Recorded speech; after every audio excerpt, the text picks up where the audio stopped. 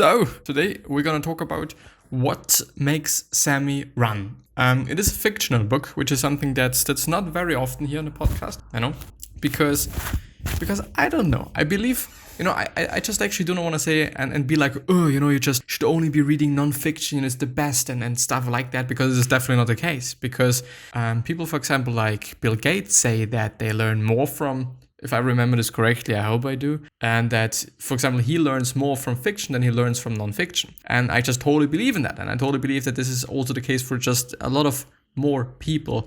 And therefore, I don't know, of course, if you're reading nonfiction, then it's going to be like, well, here's the information, here's the tip, and now go away and do something about it. When it is about fiction, there could be some sort of underlying meaning of everything that is being said, but you have to decipher it and you have to figure it out. And it's probably going to mean different things for different people. But I think it's still great, just read. If this is your form of being entertained or gaining information, then just do that. If it is not what you want to be doing quite, then don't do it. It's just about the medium and not really about the content. But well, actually it is about the content, but people make it seem like it is about the medium. So whether you're reading a book or you're just reading some article on a website, doesn't really matter. If the content, the thing that is inside of this medium, is the same, it's not gonna be. But anyway, What Makes Sammy Run by Budd Schulberg or Schulberg, however, and it was rated 8 out of 10. The link to the summary is down in the description if you want to check it out from the netaliation.com site. It is an amazing thing. His website, I really am grateful that I found it. I really am grateful that I can be here and review things, because it's cool. It's amazing, that I'm having the ability to do so. And the high level thoughts. I found it hard to get through at times, but the ending is very satisfying. The last few pages are amazing, but you do not need the entire story to get there and understand it. Worth a read for anyone who tends to work hard at the expense of everything else in life. And the last sentence there, worth a read for anyone who tends to work hard at the expense of everything else in life. This made me think I want to go through it, because at certain points of my life, I thought that I am actually only doing this. I'm only just trying to just push as much work into my day as I possibly can. And this is not necessarily something bad. This is not necessarily something too bad. Because there is definitely some upsides of that, because you're able to just get a lot of shit done. You're able to get further with your career or further with whatever you want to get further with. And it is pretty cool in that sense. But if you're neglecting to just care about your body, if you're neglecting to rest enough, for example, as well, if you're just neglecting very crucial and important and essential things in life, then you're not going to have the best time. You're not going to have the best day or life. And this is a pity. It really is. And I've seen this with overtraining. I've seen this with just only focusing on my social media stuff and neglecting, just some other things. But I've most often actually seen it with working out and my nutrition, that this is just something that I really care about. And I don't know, but I think about just mixing it up a little bit and trying to do different things in a different way. The summary. Try to hurt his feelings was likely trying to shoot an elephant with a BB gun. It simply tickled him. Which I think is something that should be the case for everyone. I think some people are just way too easily hurt, I guess, if this makes sense. And for some people, it's going to be just whatever, Some people are just, I don't give a fuck. Whatever he's saying to me, there's no fucking way you can hurt me. But I felt I wasn't only staring at him with dislike, I was staring at him with dislike. I was staring at him with actual of for the magnitude of his blustering. It was no secret to anybody that she was working out on him and he was working out on her, each one wanting something and not quite admitting it. Some people call that the Hollywood tug of war, though that concept is a little narrow. Hollywood may be one of the most blatant battlegrounds, but it is really a world war undeclared. Well, I actually don't know, but I think, as I'm thinking about it and as I'm just also reading it, the competition there is insane. There's so many actors and I could name you 20 different actors. Well, I think I could. I'm actually not quite sure. Maybe 10 that are just on top of everything, and also have been, and that are really, really, really good, and just also really, really, really famous. Like, it is insane. The competition there is actually indeed fucking insane. Maybe this is what they're referring to. Just don't really get it. I'm very sorry. because it's probably the case that you get it, but I just don't. Anyway, I've always liked to do it because it's just about the most fun you get out of life, and because I bet you love me for this. It's always seemed like the friendliest thing two people can do in a whole world. That is why I've never wanted to turn pro. But I know this sounds crazy, but somehow I've always felt that if I ever went to bed with him, even if he didn't pay me, I would feel like I was doing it for money. I don't know. I think really listening to your feelings and listening to how you feel about things as well is something that's pretty important, and also pretty relevant to think about, and pretty important and also essential, I think, to think about to maintain your own happiness and to probably also maintain your own self-worth. Because if you're just constantly doing things that you're not really okay with, then I don't know, you're not gonna feel really good about yourself, and you're not really gonna feel good about the action that you're taking and all sorts of things. So I don't know. I believe that this is something that's pretty important, to just also listen to your body and listen to your mind, because emotions can say a lot, and how you're feeling just says something, and we wouldn't be doing something about it if our feelings wouldn't be there, and therefore also our mind, basically, I think, as well. Well, actually, our body, I guess. It's just, is emotions rather body, or is it, on the other hand, this is not really emotions, it's like feelings. Is it then the body, or is it the mind, or is it both? Well, anyway, I think without emotions, or without those feelings or hormones, or however you want to call them, we would not be doing something about that, and we would still be just doing whatever. I make it a rule never to let anything cut into my work. I don't even take calls from the guild office. The only way to get ahead in this business is to do one thing at a time. I'm not a big fan of doing one thing at a time, but it depends on you. Some people, they just can only work with one thing at a time, and some people just need to do multiple things because they get bored, like I get.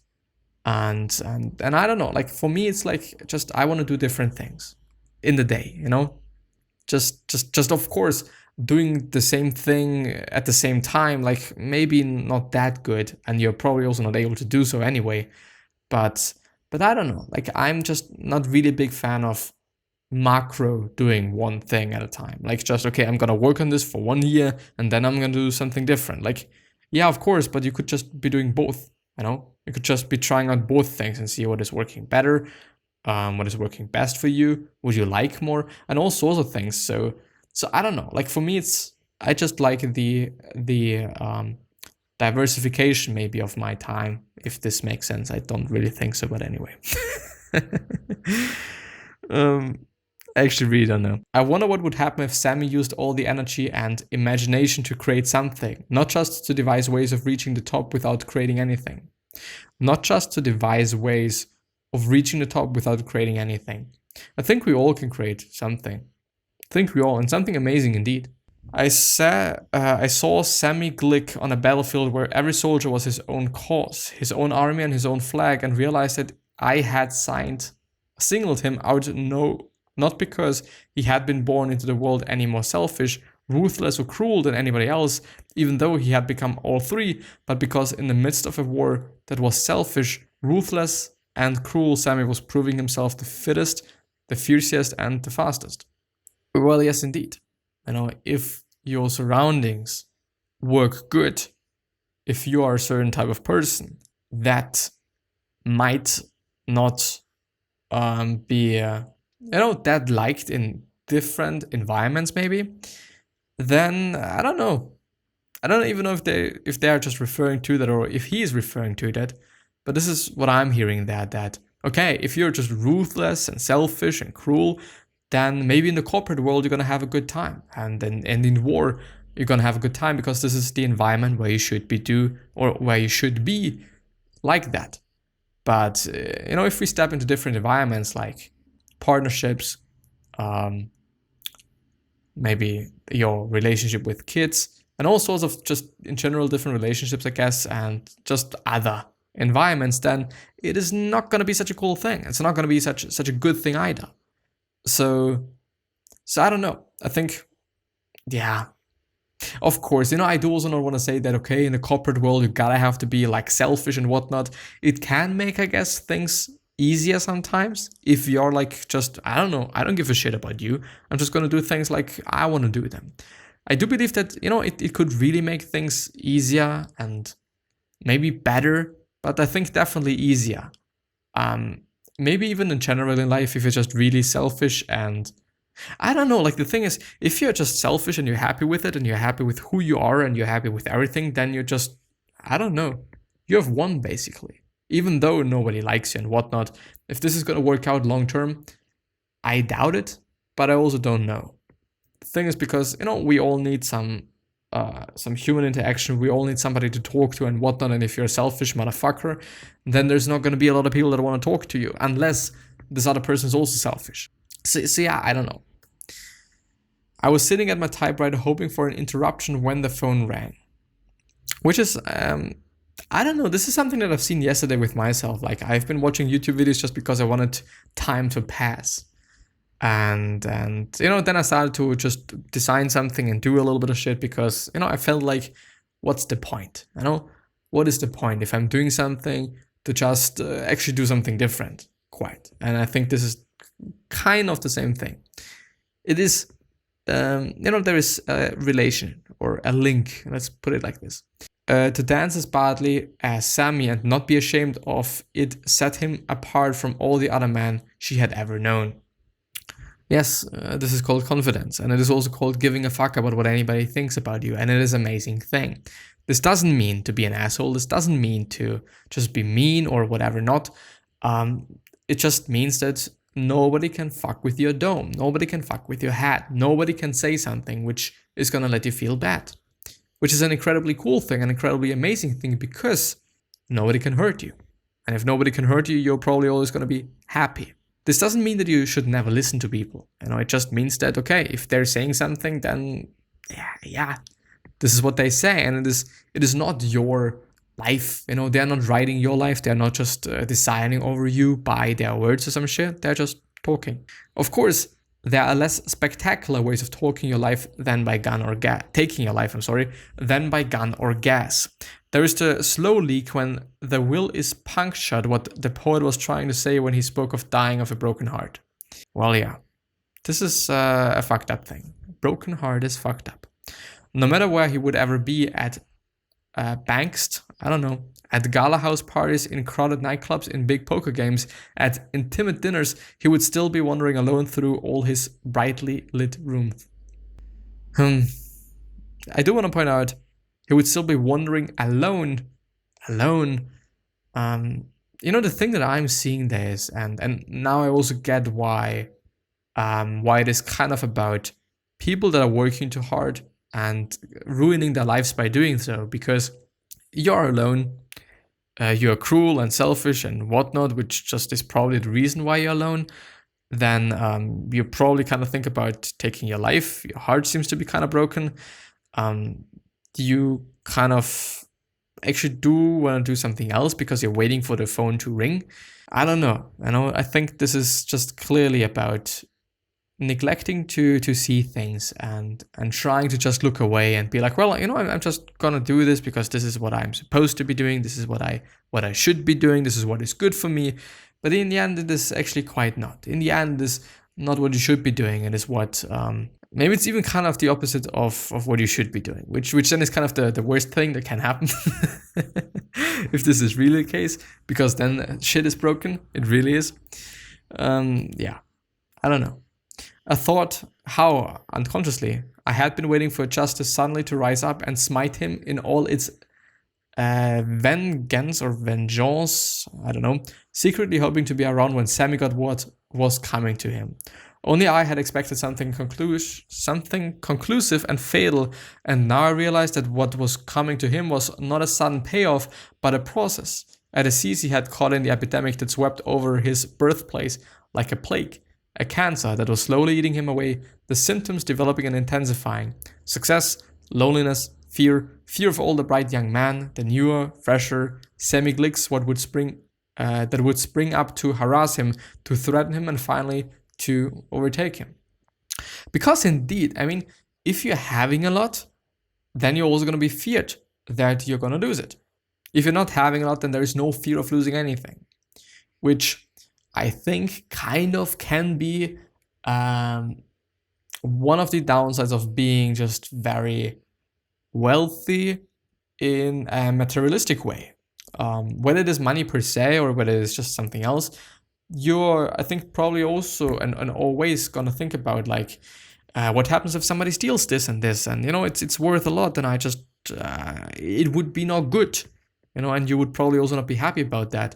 The thing is, if you're having something in your mind, if there's something in your mind, then nobody can really steal that. Nobody can just do anything about that, and nobody can do something about that. It is in your head, and it is forever going to be there, unless you forget about it, of course. But if you write it down, well, okay, then somebody can steal it. But whatever's in your head, whatever knowledge you're having, this is something that nobody can take from you. This is also, I don't know, one of the reasons why developing skills and investing into your own knowledge and into yourself in general, whether it is health-wise or something else, is kind of always going to be a good idea, because there's no way that somebody can just do something with it. There's nobody that can just take it away from you.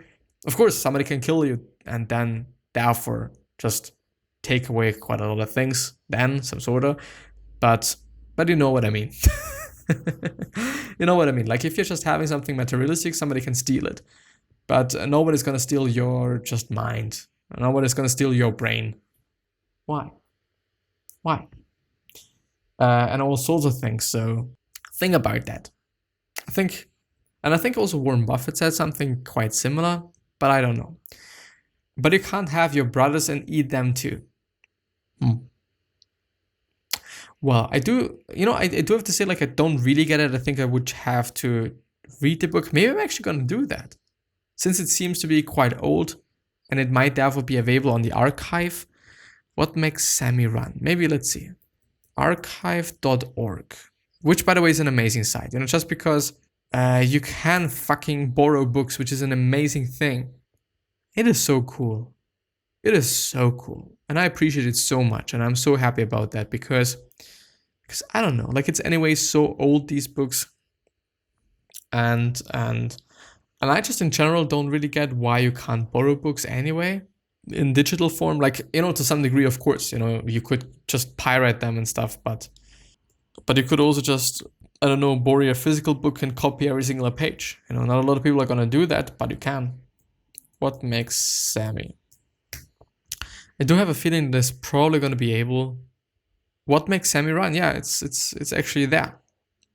Like, of course, there's going to be just various different covers or just editions of that, but I don't know. It's there, and you can borrow it, and it's cool, and I enjoy that. But yeah, I think I'm gonna end the episode there. At the point in time, I'm actually having relatively short episodes, which on one hand is good for me for just editing purposes, because I'm not gonna take so long, or it's not gonna take so long. On the other hand, it's like, well, I don't know, like, I don't know. Maybe I should once again do something different, because it's amazing. Anyway, with that being said, I wish you the best health, of happiness, and also success, and also hope that you're gonna remind yourself and you're gonna be remembered, which basically means your legacy, and basically means just being a nice person, and then also being remembered as a nice person, which is an amazingly cool thing. 3 other questions that I'm having for you are: why are you here? What are you trying to change? And what is bothering you the most? These 3 questions are hopefully gonna show you your purpose, and maybe even a business idea, which is a fucking cool thing. One other question that I'm having for you is: what could you do? What could you make? What could you say? What could you just create? What could you build with or without your hands, maybe with your brain, that can really change people's lives and really can change how people are feeling, how they're doing, what they're doing, and all sorts of things. Like, what could you be doing? Think about it. I think it's an amazing question, an amazingly important question as well to think about and ask yourself. It just, this, what is it called? I think it's pomade. I think, yeah, that I'm having in my hair. It just smells so good. I don't know what it is. I actually have to look it up because it's actually on a package. You know, it's something that's quite, the pomade per se was quite expensive. And but it really smells good because, you know, a lot of gels and a lot of putties and a lot of whatevers, you know, just they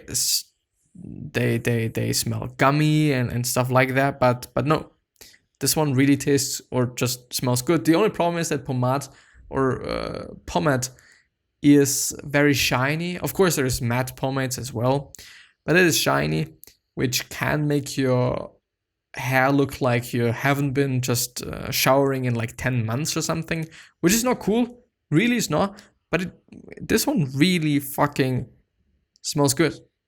Gotta have to tell you that. Yeah. I wish you the best, and I'm hopefully gonna see you the next time. Please stay cool and healthy and everything else, and I'll see you.